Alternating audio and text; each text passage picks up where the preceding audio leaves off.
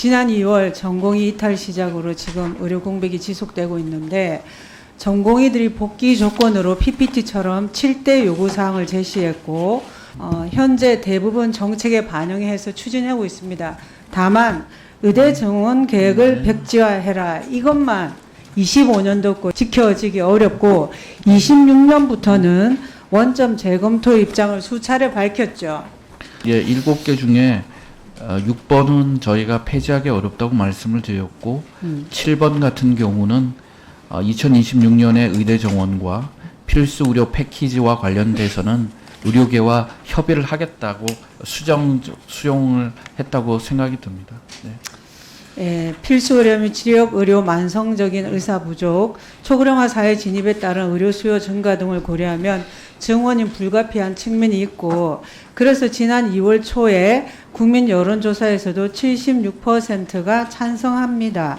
그리고 최근 24년 9월 30일자 한양대 의대 신영전 교수의 기고문을 보면 의료 현장에서는 이미 소아과 오픈런, 응급실 뺑뺑이라는 의사 부족 현상이 나타나고 있었다. 의사단체조차 이 의사 부족 현상을 해결할 대안을 내놓지 못했기에 국민 다수는 의대 정원 증원에 찬성했다고 설명하고 또 21대에서도 2020년에도 전 정부에서 한 해 400명씩 10년 동안 4,000명 증원 계획을 발표했습니다.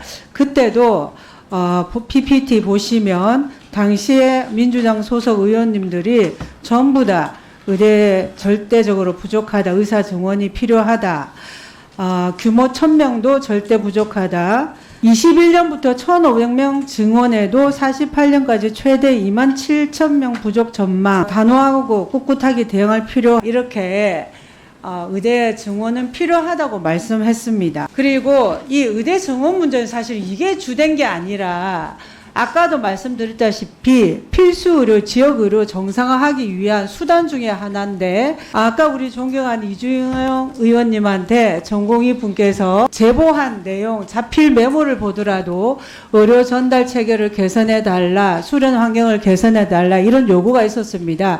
이것을 포함해서 공정한 수가 체계, 필수 의료의 사법 리스크 완화, 실손보험, 비급여 관리 등 다양한 의료계획 과제를 추진해야 됩니다.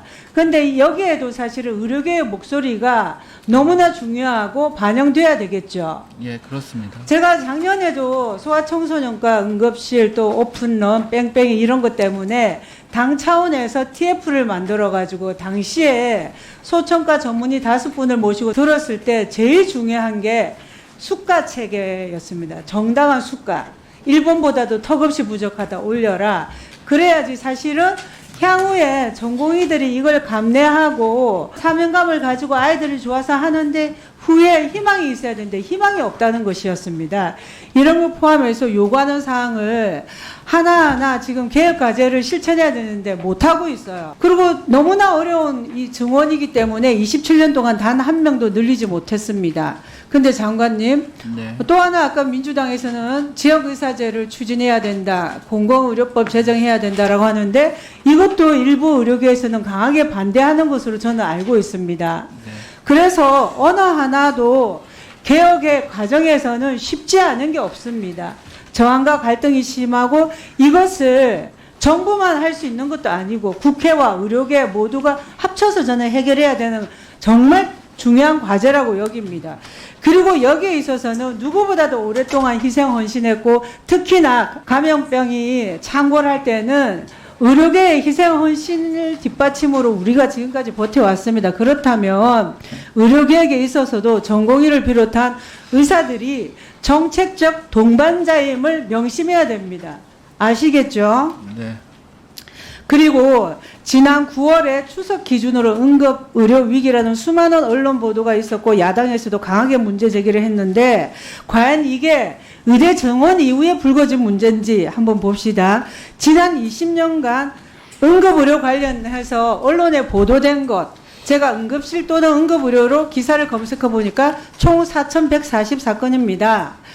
2015년에 400건인데 이때는 메르스 때입니다. 이후에 또 2020년 이후에 400건씩 이렇게 계속 늘어났습니다. 이 기사를 잠시만 봐도 알 수 있습니다.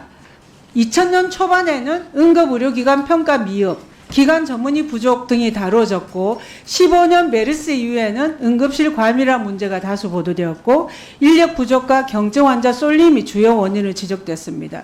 이처럼 오래된 거면 지난 정부부터 어느 정부 할 것 없이 필수 의료 정상화를 위해서 노력해야 되는데 별로 노력하지 않았어요. 수가 체계도 하나 제대로 정상화하지 못했습니다. 왜냐하면 여기저기 걸린 이해관계도 많고 반대도 심했기 때문에 못했다는 겁니다. 그러니 당연히 지금 이 정부에서 하려고 하는 힘듭니다. 다만 이 과정에서 처음부터 의대 증원을 먼저 시작한 게 저는 패착이 아닌가 하는 생각도 듭니다. 꼭 필요하긴 하지만 이런 문제들부터 같이 의논해 갔으면 하는 결과론적인 반성이긴 한데 그런 생각이 듭니다. 장관님도 그렇지 않겠습니까? 의대 정원을 먼저 한 건 아니고요. 2월 1일 날 저희가 패키지를 발표를 했고 그다음에 의료 현안 협의체에서도 의대 정원뿐만 아니라 이러한 필수 의료, 지역 의료 확충 방안에 대해서 28차례 논의를 한 바 있습니다. 그걸 부정하는 게 아니라 그렇게 해왔죠. 네. 그런데 다른 문제들도 같이 좀 접근했으면 어떤가 싶고 또 최근 10년간 과목별 전공의 지원 현황을 보십시오. 소위 필수 의료라고 하는 데는 턱없이 부족하고 갈수록 지원율이 떨어집니다. 이런 걸 정상화하기 위해서 노력해야 되는데 제대로 하지 않았던 겁니다. 1차 질의에 이어서 하겠습니다. PPT 봐주세요. 지난 10여 년 동안 과목별 전공의 지원 현황을 보면 흉부외과는 50%가 안 돼요. 또 소아청소년과는 2017년 12월에 이대 목동병원 이 사건 이후에 19년부터 점차 감소를 했습니다. 그래서 30% 정도고 산부인과도 계속 감소하고 있는 이런 추세입니다. 필수 의료 위기가 어제 오늘의 일이 아니라 아까 응급의료 이 부분은 신문 검색만 해봐도 20년 동안 지속된 겁니다. 그런데 왜 지난 정부들은 여기에 대한 개혁을 안 했는지 통탄을 금치 못하겠습니다. 왜 안 한 것 같습니까? 이렇게 지속적으로 문제가 있었는데 장관님은 지금 장관이어서 뭐 답변 못합니까? 예, 뭐 여러 가지 개혁을 추진하는데 뭐 어려움이 있었다고 생각이 듭니다. 그러니까 이렇게 쉽지 않은 거기 때문에 저는 지금이라도 해야 된다. 예. 이번에 현장 의료진들의 희생과 헌신 그리고 국민들이 불편을 겪는 상황에서도 위중증 아니면 종합병원으로 가서 새로운 의료 전달 체계에 조금씩 적응하고 있는 것 같습니다. 이러한 부분은 응급의학계에서도 오랫동안 요구해 온 그런 사항입니다. 제가 지난해 소아청소년과 의료대란 TF에서도 이런 게 계속 요구되었던 거거든요. 맞죠? 예, 맞습니다. 이제 응급의료기관 중증도별 환자 수를 보면 위중증인 K타스 1, 2와 중등증 이하인 K타스 3 이하 이렇게 구분되어 가지고 이렇게 흔들리는 과정에서 효과는 일부 나타나는 것 같습니다. 그렇죠? 네. 이것이 저는 의료계의 의견을 더 적극적으로 반영해서 제대로 의료개혁이 되는 방향으로 가야 됩니다.